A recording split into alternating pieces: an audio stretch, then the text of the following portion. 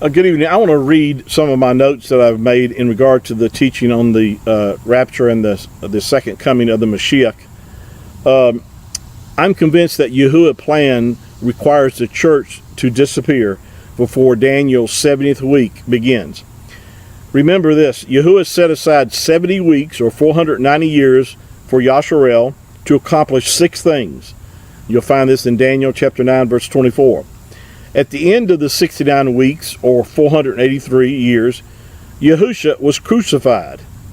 The clock suddenly stopped, and Yasharel, or Israel, disappeared along with its temple and the old covenant worship. Daniel's prophecy was left incomplete, and from that time on, Yahuwah's focus has been upon the church. Now, this isn't replacement theology, what I'm teaching. No, Yahuwah has a plan for the church. He has a plan for Yasharel. And he's fulfilling those plans. If you know that Yasharel has rejected, as a whole, the nation has rejected their Messiah. And because of that, salvation was opened up unto the Gentiles. And in fact, Yahusha himself said that because you didn't know or recognize the time of your visitation, that that he was going to turn to a nation that would bear its fruit. In other words, he would open up salvation to the nations. When I say Gentiles, really that's what the term means, is to the nations, or people, groups of people, other groups of people on the earth. So salvation became available to the whole world because of Israel's, or Yasharel's, rejection of their Messiah.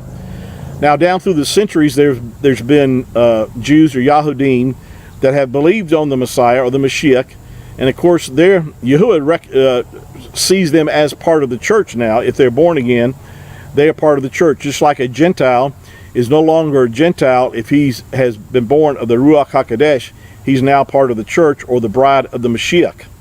So we're a separate group of people. There's, like I said in our last session, there's 3 types of people on the earth today. There's the Jews, there's the Gentiles, and when I say Gentiles, these are the unbelieving Gentiles or peoples of the earth. And then there's the church, and the church are the true set apart ones right now on the earth. We are the bride of the Messiah because we have believed on him whom he has sent, and we now are the sons of Yahuwah, as it says in 1 John chapter 3 verse 1. And but once the rapture takes place, then Yahuwah begins to focus his attention again upon the nation of Yasharel. That's why he has to fulfill this last 7 years that will fulfill the 70 weeks, or what we call the 70 weeks of Daniel, or 493 years. See, the clock stopped at 483 years when the Mashiach was cut off. Of course, you'll find this in Daniel chapter 9, verse 24, that the prophet Daniel prophesied that after 483 years of the nation of Yasharel, they would be, the Messiah, Mashiach, would be cut off. What amazing prophecy that is, by the way, you think about it, that you realize that his death was prophesied hundreds of years before he came to the earth. And it prophesied that the Mashiach, or the Messiah, would be cut off, or put to death is really what that term means, to be cut off.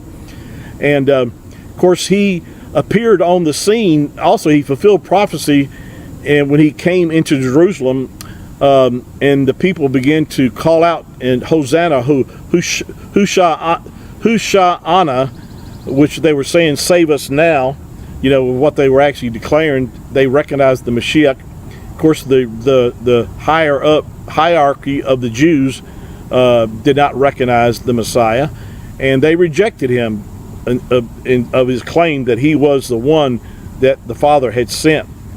And so because of that, Yasharel has been in spiritual blindness for all these years.